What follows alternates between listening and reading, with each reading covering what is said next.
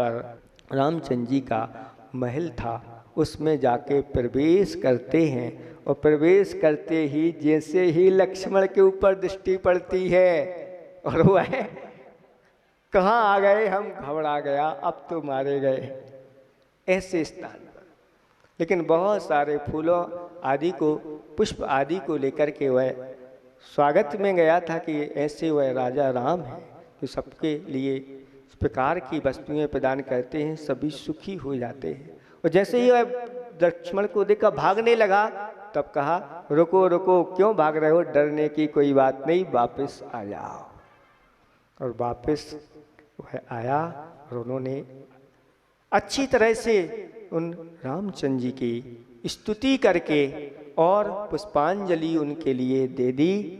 और रामचंद्र जी ने अच्छी तरह से दोनों वृत्तियों को बुला करके उनका अच्छी तरह से स्नान कराया, अच्छे अच्छे वस्त्र आभूषण दिए और उनकी बड़े ठाठ से विदाई की।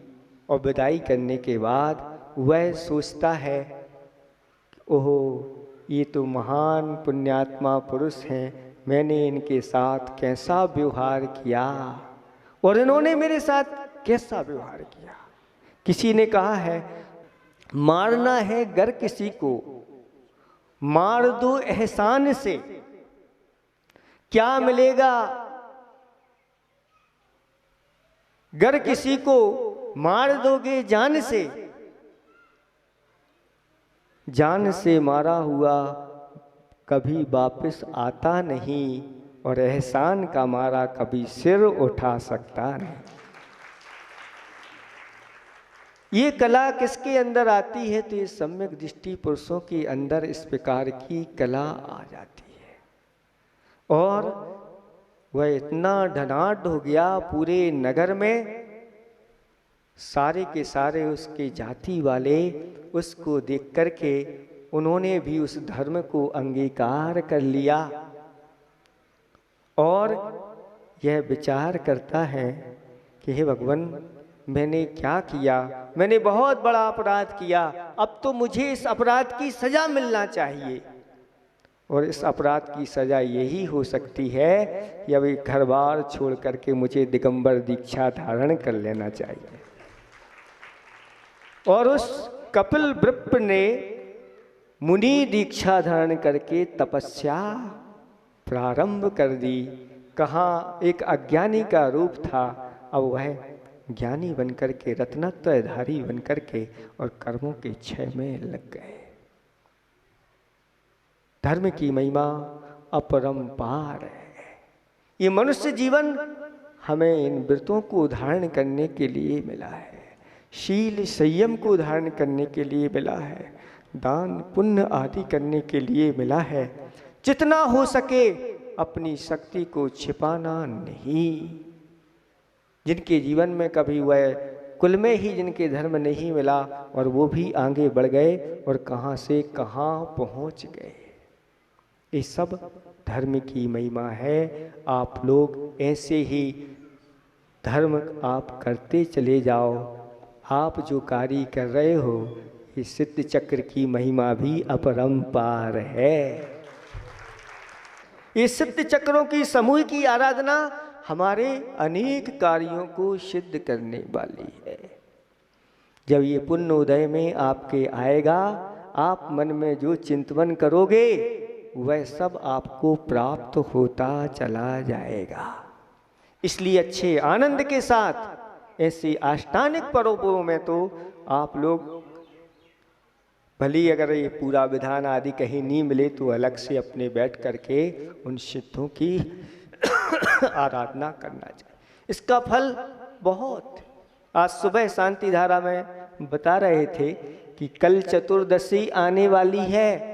उस चतुर्दशी के दिन जो कोमली विधि बताई है व्रत की, अष्टानिक व्रत की, और उसमें क्रम क्रम से फल बताया है। आप चतुर्दशी को अगर उस व्रत के अनुसार आप नीरस भोजन करते हैं, एक आसन के साथ, उपवास की बात नहीं चल रही है, और उसका फल बताया 1 करोड़ गुना, यानी 1 करोड़ उपवासों के फल प्राप्त करने वाला वह होता है। जब उसको हमने पढ़ा तो हमने ये सोचा कि ऐसा व्यक्ति अगर चतुर्दशी के लिए अन्य धार्मिक कार्य भी करता है, अन्य धार्मिक अनुष्ठान करता है, दान देता है, तो वह भी इतने ही करोड़ गुना फल को प्राप्त होता है। ये अष्टानिक व्रत की महिमा है। ये चतुर्दशी की है। जब पूर्णिमा का अगर वह उपवास करता है तो उस उपवास का फल 3.5 करोड़ उपवासों के फल के बराबर होता है। कर रहे हैं एक और फल मिल रहा है इतना, ये अतिशयोक्ति नहीं। एक उपवास के फल भी शास्त्रों में लिखे हुए हैं कि एक उपवास एक राजकुमार ने किया और दृढ़ता के साथ, लेकिन पित्त ऐसा भड़क गया उसका कि सुबह तक उसकी संलेखना हो गई, लेकिन एक ही बार मरा। मर करके फिर वह अजर अमर देव बन करके आगे आया करके मुक्ति को प्राप्त किया एक उपवास कर। तो ये फिर 3.5 करोड़ उपवास का फल, ये हमें तो बहुत कम लगता है। आप लोग सोच रहे होंगे कि ये तो महाराज क्या कह रहे हैं, एक उपवास कर रहे हैं और फल इतना। हाँ, इसके फल जिन्होंने आगम के अनुसार ऐसे उपवास आदि किए हैं वह आगे जाकर के सिद्धों की श्रेणी में आए हैं। इसलिए इस धर्म के सार को आप लोग समझो। पाप हमारा शत्रु है और धर्म हमारा मित्र है। इतना ही ग्रंथों का सार है। ये सार आप अपने जीवन में उतारें। इन्हीं भावना के साथ अहिंसा परमो धर्म की। हमारा जन्म सिद्ध क्या है? क्या सुना आप लोगों ने? स्वराज्य हमारा जन्म सिद्ध अधिकार है। ये आप कह तो देते हो, लेकिन इसको सार्थक नहीं करते। अपना वैभव क्या है इसकी अभी पहचान ही आपको नहीं है, तो फिर अपने राज्य को आप प्राप्त कैसे कर पाओगे? हमारा वैभव हमारे भीतर ही विद्यमान है, लेकिन कर्मों ने उसके ऊपर अपना अधिकार जमा के रखा है। कुछ लोग संसार में ऐसे हैं जो इस आत्मा के अस्तित्व को स्वीकार ही नहीं करते, और कुछ लोग करते हैं तो उसको सही रूप में नहीं कर पाते, और कुछ लोग मुक्ति को मानते भी हैं। वह कहते हैं कि आत्मा का अभाव हो जाना ही मुक्ति है। कुछ लोग ऐसा मानते हैं कि आत्मा के गुणों का नष्ट हो जाना मुक्ति है, लेकिन हमारे आचार्य भगवंत कहते हैं अगर आत्मा के गुण ही नष्ट हो गए तो फिर तप आदि करना क्या, उसकी सफलता क्या रहेगी? इस हमारे आचार्य भगवंत कहते हैं अस्ति आत्मा आत्मा है, और यह आत्मा अनादि काल से हमारी कर्मों से बंधी हुई है, और जब कर्मों का जब क्षय होता है तो मुक्ति की प्राप्ति आत्मा को हो जाती है। जैसे आज के दिन पार्श्वनाथ भगवान को मोक्ष की प्राप्ति हो गई, और तभी से उनका मोक्ष कल्याणक हम निरंतर मनाते आ रहे हैं। यह हमारी आत्मा इस शरीर में व्याप्त होकर के रहती है। पाषाणेषु यथा है में, जैसे पाषाण में हेम यानी सोना व्याप्त होकर के रहता है। दुग्ध मध्य यथा घृतम, दूध में घी जैसे व्याप्त होकर के रहता है। तिल मध्य यथा तैलम, जैसे तिल में तेल व्याप्त होकर के रहता है। देह मध्य तथा शिवम, ऐसे ही इस देह में वह आत्मा व्याप्त होकर के रहती है। काष्ठ मध्य यथा वह्नि, जैसे लकड़ी में अग्नि व्याप्त होकर के रहती है, उसी प्रकार से इस शरीर में यह आत्मा शक्ति रूप से विद्यमान रहती है। यो जानाति सा पंडिता, जो ऐसा जान लेता है वही पंडित है, वही विद्वान है, वही विवेकी है।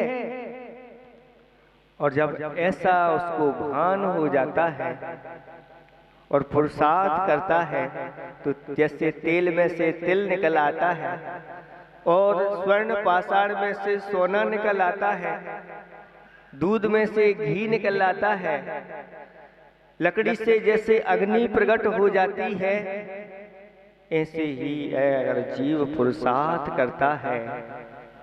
कौन सा पुरुषार्थ है? मोक्ष पुरुषार्थ है। उस मोक्ष पुरुषार्थ को जो करने वाला होता है, वह अपने कर्मों को नाश करके और कर्मों की साकलों से जो जकड़ा हुआ था उससे छूट करके स्वतंत्र हो जाता है और जाकर के एक समय में सिद्धालय में विराजमान हो जाता है। स्वराज हमारा जन्म सिद्ध अधिकार तो है, ये आप कहते तो हो, नारा लगाते हो, लेकिन उसके लिए पुरुषार्थ नहीं करते। उसके लिए पुरुषार्थ जो करता है, जो उसके बारे में समझ लेता है, यह संसारी प्राणी विषय सुखों के लिए दौड़ लगा रहा है। जो विषय सुख कैसे हैं, आचार्य भगवंतों ने कहे हैं, यह दुख के कारण है। इनसे दुख मिलता है, सुख नहीं। जब इनका उपयोग करते हैं, उपभोग करते हैं, तो उस समय तो हमें सुख महसूस होता है, लेकिन वह सुख आगे जाकर के दुख की धारा में वह बहा देता है। यह सुख नहीं, यह सुखाभास है। लेकिन जो यह इस प्रकार से जान लेता है कि सर्वश्रेष्ठ सुख अगर कोई है तो वह है सिद्धों का सुख। चक्रवर्ती को जो सुख होता है, कैसा सुख होता है? चक्रवर्ती के पास 6 खंड का स्वामी होता है, 9 निधियां होती हैं, 14 रत्न होते हैं, सारी भोग सामग्री श्रेष्ठ उसके पास होती है, सामान्य मनुष्यों के पास नहीं होती। जो सुख चक्रवर्ती को होता है उससे अनंत गुणा सुख ऐसा कहा गया है कि जो जगन्न भोग भूमि के जीव होते हैं उनको होता है, और उनसे उतने ही गुणा मध्यम भोग भूमि को, और उससे भी उतना ही गुणा उत्तम भोग भूमि वाले जीवों को सुख होता है। और उनसे और बढ़ाते चले जाओ तो फिर जो भवनत्रय के देव होते हैं उनको होता है, और उनसे भी ज्यादा सुख जो स्वर्ग में रहने वाले देव होते हैं उनको होता है, और उनसे ज्यादा सुख जो नोवे ग्रेविक में रहने वाले इंद्र हैं, अहमिंद्र हैं, उनको होता है। और बढ़ाते चले जाओ तो सर्वार्थ सिद्धि के जो देव होते हैं उनको उनसे भी ज्यादा अनंत सुख। इन सब का सुख मिला लो, इन सारे जीवों का सुख, इनसे भी अनंत गुणा सुख एक समय में सिद्ध परमेष्टियों को होता है। ऐसा सुख, उस सुख के ऊपर या उस सिद्ध परमेष्टि के ऊपर जो श्रद्धा करता है वह भव्य प्राणी है, ऐसा शास्त्रों में कहा है। और उस सुख की चाह जो रखता है ऐसा वह सम्यक दृष्टि पुरुष होता है। आज आप लोग यहाँ पर बैठे हैं। पार्श्वनाथ भगवान की जीवनी तो सबको पता है, बताने की जरूरत नहीं है, क्योंकि उन्होंने अपने जीवन में ऐसे उस क्षमा धर्म को धारण किया। और दूसरी तरफ महाक्रोध को धारण करने वाला वह कमठ का जीव एक क्षमा धारण करता है और एक बैर को धारण करता है। ये 10 भवों तक बैर चलता है। एक दुर्गति का पात्र होता है और एक सदगति का पात्र होता है। और ऐसे करते करते अंतिम भाव में जाकर के भगवान पार्श्वनाथ भगवान उनके ऊपर जब उपसर्ग होता है कमठ के द्वारा, निरंतर 7 दिन तक घोर उपसर्ग हुआ और भगवान ने ऐसी समता को धारण किया और केवल ज्ञान की प्राप्ति कर ली। इसलिए आप लोग सोच विचार में रहते हैं। ये कह रहे थे बोलो बोलो बोलो, अब सोच रहे हैं को बोलो, अरे कुछ तो बोलो, अगुआ हो जाओ। ये सौभाग्य सबको नहीं मिल पाता। जो कुछ भी है हमारे पास, ज्वार के दाने हैं तो ये हमारे सबसे पहले रखे हैं। ये जो पुण्य हमारे रखे हैं, सोचने की कोई बात नहीं होती। 3 लोग के नाथ के सामने यहाँ तो जो इनको समझ लेता है, इनकी महिमा को समझ लेता है, वह अपने आप में सम्यक दृष्टि श्रद्धावान पुरुष ही होता है। जिनको इनके ऊपर श्रद्धा नहीं होती, सोच विचार करते रहते हैं और बाद में जाके पछताते हैं। अवसर जब आते हैं तबे पांव आते हैं और अवसर जब जाते हैं तो पंख लगा करके उड़ जाते हैं। ऐसा सौभाग्य आज भगवान पार्श्वनाथ भगवान को मोक्ष की प्राप्ति हुई है। और कहते हैं कि जो ऐसे जिनेंद्र भगवान के मोक्ष कल्याणक के दिन भगवान को श्रीफल लाड़ू आदि चढ़ा करके उनकी आराधना करता है, वह भी भगवान के समान एक दिन कर्मों का क्षय करके मोक्ष फल को प्राप्त कर लेता है। आप छोड़िए नहीं, अपने जीवन में संकल्प करो कि कम से कम जिस दिन भगवान का निर्माण कल्याणक होगा उस दिन मैं एक श्रीफल चढ़ाऊंगा या उनको लाड़ू चढ़ा करके उनकी आराधना करूंगा। संकल्प में बहुत बड़ी शक्ति होती है।